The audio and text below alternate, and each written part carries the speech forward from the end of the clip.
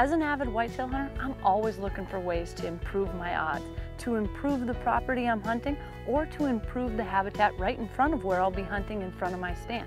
Well, one of the ways that I've found that you can do that is by putting things in to give bucks everything that they could possibly want. And the very first thing I started with this year, a water hole. Now what this is actually a nice big black pool that you drop into the ground. We dug it all out, put it in, and then you use one of their Ivy bags that you can put in the bed of your truck or even on a UTV, and you fill it with 100 gallons of water. It's a 150-gallon tank, and you can fill that entire thing up and give those deer a water source in the cover. And that's something that's so important, because when deer are looking for a food source or a water source, a big buck's always going to want to stay in cover if possible, so give them that cover right in front of your stand.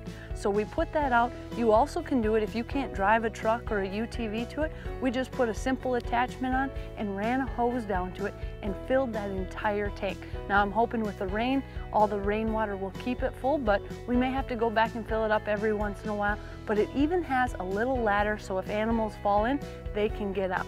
Now the next thing, now that we had the water covered, put in a nice, easy, simple food plot. You can do this without having any machinery. We did it all by hand. That way you've got a nice food source.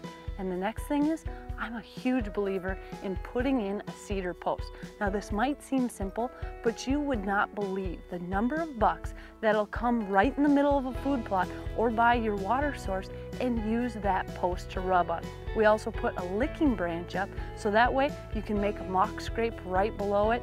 You can hang a scrape dripper right from it, and those deer will start using it. So what you're doing is you're creating the perfect environment right in front of your stand, and I'm a firm believer of putting that blind in early so the deer get used to it. Put it in August, September, let them get used to it, and now you've created a perfect paradise for those bucks right inside your shooting lanes.